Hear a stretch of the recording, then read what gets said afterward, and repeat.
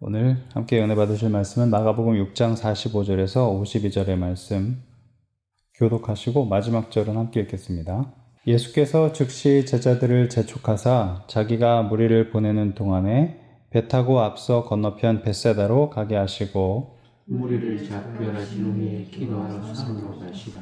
저물매 배는 바다 가운데 있고 예수는 홀로 무태 계시다가 바람이 거스름으로 제자들이 교회로 용전한 것을 보시고 감사하며 중에 바다 위로 걸어 저희에게 오사 지나가려고 하시니 제자들이 그의 바다 위로 걸어 오심을 보고 유령인가요 소리 지르니 저희가 다 예수를 보고 놀라며 이에 예수께서 더불어 말씀하여 가라사대 안심하라 너희 두려워 말라 하시고 배에 올라 저희에게 가시니 바람이 그치는지라 제자들이 마음에 심히 놀라니 이는 저희가 그 떡 떼시던 일을 깨닫지 못하고 도리어 그 마음이 둔하여 졌음이로라. 아멘. 잠시 기도하겠습니다. 하나님, 우리가 말씀을 대할 때마다 우리의 마음을 새롭게 하시고 우리의 심령이 이 마음밭이 주님의 말씀으로 연그러질 수 있도록 뿌리내릴 수 있도록 은혜를 베푸소서. 옥토가 되게 하옵소서. 예수님의 이름으로 기도합니다. 아멘. 둔한 마음을 깨우는 주님이라는 제목으로 같이 말씀 나누기를 원합니다. 사는 게 굉장히 연속적이고 지속적이죠. 하나의 사건으로 딱 끝나는 게 아니고 오늘이 지나면 내일도 오고 내일이 지나면 그 다음 날이 오고 이번 주간이 지나면 그 다음 주간이 있어요. 뭔가가 계속 되는 것이 중요합니다. 뭐든지 학업이든 인간관계든 어떤 사업이든 뭐든 꾸준히 뭔가를 해나가는 게 중요하잖아요. 개인도 그렇고 나라도 그런 것 같습니다. 교회도 마찬가지인 것 같아요. 그런데 여기에 이제 좀 어려운 부분이 있죠. 왜냐하면 뭔가가 지속되고 계속 한 가지를 꾸준히 하다 보면 나태해질 수 있거든요. 자기의 습관에 빠질 수 있거든요. 더 나아가지 못하고 항상 그 상태를 유지하는 거예요. 뭔가가 익숙해지면 거기서 더 나아가지 못하는 게 인간의 어떤 그냥 습성인 것 같습니다. 그게 함정인 거죠. 그러나 또 그럼에도 불구하고 삶은 그렇게 어떤 지속적이고 또 일정한 걸 우리에게 요구하고 또 우리도 항상 그렇게 변함없이 해야 되는 것들이 있어요. 제자들이 그랬습니다. 제자들이 예수님과의 그런 몇 년의 삶을 지내면서 어떻게 보면 예수님과 제자들과의 어떤 돈독한 관계가 있었고 또 예수님에 대해서 잘 안다고 생각할 수 있었겠죠. 12제자들 모두. 또 그 12제자와 함께 했던 그 외에 70명의 그 이상의 또 예수님을 따르던 사람들도 예수님의 말씀을 여기저기 따라다니면서 듣고 또 예수님의 그 기적을 늘 보고 예수님에 대해서 내가 잘 안다고 생각할 수 있을 것 같아요. 오늘 우리가 나누게 되는 말씀의 배경이 바로 이제 예수님이 물 위를 걸으신 그런 사건인데 바로 직전에 있었던 사건이 이제 마가복음에서는 오병이어의 사건입니다. 오병이어의 사건은 우리가 익히 잘 알고 있죠. 소년이 가져온 몇 개 안 되는 그 음식으로 5,000명의 장정들, 물론 이제 장정만 5,000명이었으니까 그 이상의 인원이 더 있었을 수 있어요. 5,000명의 인원 이상이 음식을 배불리 먹고 12광주리를 거두어들인 사건입니다. 모든 12제자가 그 자리에 있었고 즉 그걸 목격했어요. 실제로 누구에게 전해들은 게 아니고 자기가 경험했어요. 자기가 직접 음식을 나눠줬단 말이에요. 그리고 그 광주리를 다 거뒀단 말이에요. 자기가. 그 수천 명의 사람들이 앉아있다가 굶주려 있다가 예수님이 주신 그 몇 개 안 되는 음식으로 나눠줘서 그들이 그걸 다 배불리 먹고 더 이상 못 먹겠어요 해서 거두어 들인 게 12광주리란 말이에요. 보통 일입니까? 쉽지 않은 일이죠. 평생에 기이한 일이죠.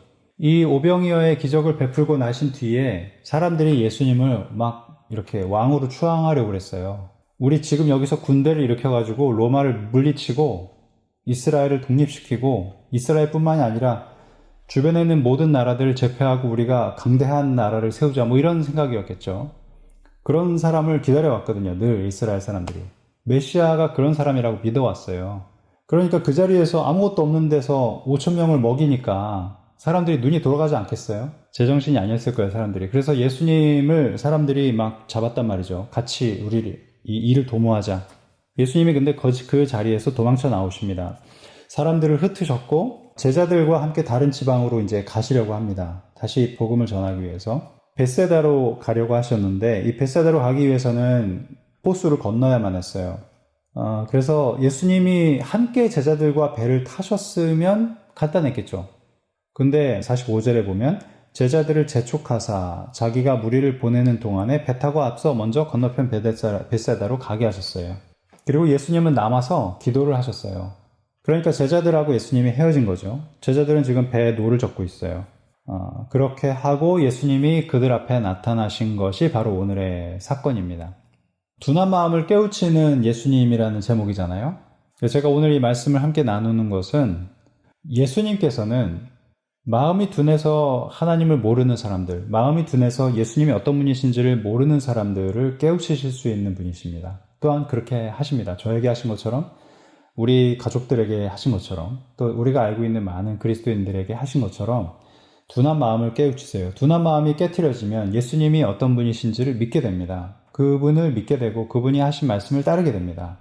그게 바로 둔한 마음이 깨져지는 거예요. 마치 껍질에 둘러싸인, 마치 바위에 이렇게 들어있는 것과 같은, 그 바위를 깨기 전에는 나타나지 않는 그런 거죠.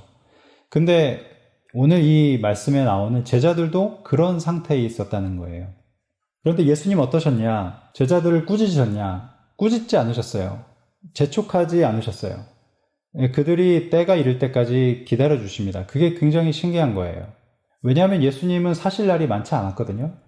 그러면 사람은 조급해져요. 그걸 빨리 해야만 돼요.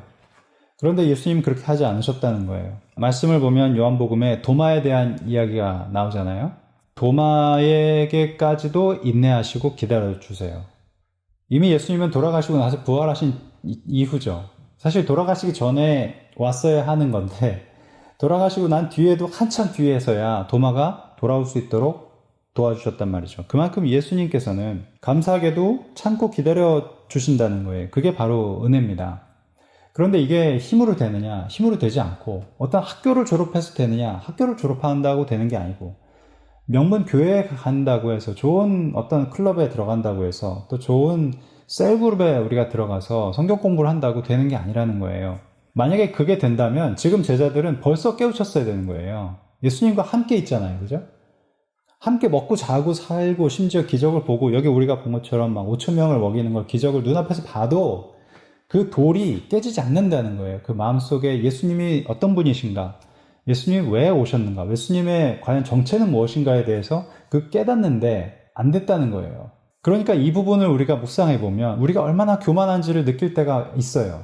과연 우리가 교회 10년 다녀서 장로나 집사 직분을 단다고 해서 신학교 3년, 2년 다니고 4년 연구 더 해가지고 목사나 또는 박사학위를 가진 목사가 된다고 해서 예수님에 대해서 내가 안다고 말하는 것이 얼마나 교만한 일인가를 우리가 깨달아야 한다는 거예요. 그게 둔한 마음이라는 거예요. 왜 제가 둔한 마음이라고 하냐 하면 이건 제가 하는 얘기가 아니고 성경에 그렇게 나와 있어요. 성경에 제자들이 스스로 그렇게 기록한 거예요. 사도 마가가 이 마가복음을 기록할 때 그 당시에 자기의 상태를 묵상했을 때 제자들의 상태를 묵상했을 때 여전히 둔한 마음이었다고 기록을 했다는 게 중요한 거예요. 그러니까 우리가 착각을 해서는 안 되는 부분이에요. 우리 첫 번째 주제를 한번 같이 읽어보겠습니다.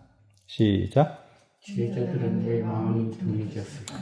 우리가 이 한글 번역으로 이 말씀을 읽어보면 거기 마음이 둔해졌더라 이렇게 나와요. 둔하여 졌음이러라 이렇게 나와요. 52절에 그 마음이 둔하여 졌음이러라. 이거 여러 가지로 해석할 수 있어요.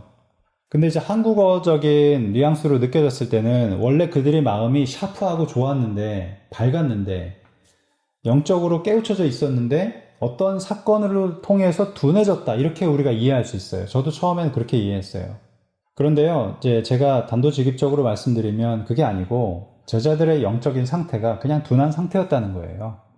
마음이 둔해졌다는 의미에는 여러 가지 의미가 있지만 영안이 어두워졌다는 상태를 말할 수도 있고요. 영안이 어두우면 어떻게 될까요? 진리를 구별하지 못해요. 또 하나 뭐가 있을까요? 예수님을 마음에서 잊은 상태, 망각한 상태. 지금 예수님이 옆에 없잖아요. 그죠? 예수님은 지금 무태에 따로 계시단 말이에요. 자기들은 열심히 바람에 거슬려서 노젓고 있고. 예수님을 잊은 상태를 말할 수도 있어요. 이 마음이 둔해졌다는 게. 또 하나 세 번째는 마음이 불안하고 근심에 쌓인 상태를 말할 수 있어요. 우리가 마음이 불안하고 근심에 가득 차잖아요. 제대로 된 결정 판단을 내릴 수가 없어요. 마음이 불안하고 근심에 덮인 상태, 제자들이 그런 상태일 수 있다는 거예요. 이 세 가지 이상의 어떤 의미에 포함된다는 거예요. 지금 제자들의 상태가. 만약에 이들이 원래는 영적으로 샤프하고 깨어져 있었는데 둔해졌다면 왜 그렇게 됐을까? 그것도 사실은 좀 이해가 안 되는 겁니다. 왜냐하면 바로 직전에 오병이의 사건이 있었잖아요. 그런 충격적인 사건을 접하고 나서 겨우 얼마 지나지 않은 시점에 갑자기 다시 영적으로 어두워졌다? 이거는 거의 불치병에 가까운 거죠. 만약에 이런 상태라면. 그러니까 사실은 원래 그들의 상태가 아직도 그 둔한 상태에서 깨어지지 않은 그런 상태에 있었다라고 보는 것입니다. 아직 예수님께서 어떤 분이신지를 깨닫지 못한 거예요. 궁극적으로는 예수님께서 하나님의 아들이시라는 것을 깨닫지 못했다는 거예요. 근데 저는요, 한편으로는 이해가 됩니다. 왜냐하면 제가 처음에 초반에 말씀드린 것처럼 뭔가 익숙해지면요, 거기서 더 나아가서 생각하지 못하는 거예요. 예수님 같이 식사하잖아요. 같이 잠자잖아요. 피곤해 하잖아요. 또는 때로는 마음 아파하고 눈물도 흘리시고 완벽한 나와 같은 성정을 가진 인간이다. 그냥 좀 아주 대단한 선생님 이렇게. 그러나 하나님의 아들이라고까지 제자들이 생각하지 못했다는 거예요. 예수님이 누구신지 깨닫지 못했다. 그게 바로 마음이 둔한 상태인 거죠. 왜냐하면 인간의 그 한계를 넘어서지 못하니까. 여기에 뭐가 필요하다? 은혜가 필요하다라는 거예요. 은혜가 필요하다. 예수님께서 어떤 분이신가를 깨닫기 위해서 제자들이 은혜가 필요했던 것처럼 은혜가 많이 필요했거든요. 우리에게도 그런 은혜가 반드시 필요하다. 그런 거 없이 과연 이러한 어떤 우리의 한계를, 우리의 경험과 지식과 우리의 껍질을 깨고 나갈 수 있을까? 우리 스스로. 그러니 우리가 이미 믿는 사람이라고 우리가 고백하지만 그럼에도 불구하고 이렇게 늘 기도해야 된다는 겁니다. 하나님, 주님, 내가 주님을 더 알기를 원합니다. 저를 깨우쳐 주세요. 늘 우리가 기도해야만 한다는 것입니다. 은혜가 필요하니까. 구하는 자에겐 주시지만 구하지 않는 자에게는 없어요. 두 번째 한번 같이 읽어보겠습니다. 시작. 둔한 마음을 깨우는 예수님. 그래서 예수님께서 이 둔한 마음을 깨우시는데 우리의 이 둔한 마음이라는 게 사실 돌과 같고 단단하다는 거죠. 튼튼하고. 어떤 고집, 경험, 나만의 어떤 생각에 이 똘똘 뭉쳐있다는 거죠. 이걸 깨트리시는 분이 주님이시다. 그리고 그것이 주님의 은혜 아니고서는 불가능하다는 거예요. 내 스스로가 해결하지 못하는 문제라는 것입니다. 그런데 다행스럽게도 주님께서는 우리 모두가 다 믿는 사람 되기를 분명히 원하세요. 그리고 그렇게 하시기 위해서 기적도 베푸실 수 있다는 거예요. 오늘 48, 49, 50, 51의 이 말씀이 사실은 굉장히 괴기스럽잖아요. 바람이 거스름으로 제자들이 괴로이 노젓는 것을 보시고 이제 예수님께서 갑자기 바다 위로 걸어오신 거예요. 왜냐하면 예수님 배가 없으니까. 그러니까 49절에 제자들이 바다 위로 걸어오심을 보고 유령인가에서 소리를 다 질렀단 말이죠. 완전 깜깜한 바다에 바람 소리가 엄청 세게 들리고 있었을 거 아니에요. 바람이 거슬려서. 그리고 배는 엄청 흔들리고요. 그런데 갑자기 저쪽에서 하얀 게 걸어오는 거예요. 그러면 누군들 비명을 안 지르겠냐고요. 다 비명을 지르죠. 이게 얼마나 무서운 상황이에요. 그러니까 저희가 다 예수를 보고 놀람이라. 이에 예수님께서 뭐라고 얘기하셨냐면 곧 더불어 말씀하여 가라사대 빨리 급하게 말씀하셨다는 거예요. 나다 이렇게 놀라지 않게 하셨다는 거죠. 나니까 안심하라고. 여러분, 하나님께서는 예수님을 우리에게 보내주셨고 예수님은 하나님의 아들이시고 또 그분에게는 불가능이 없다는 것을 믿으시기를 축복합니다.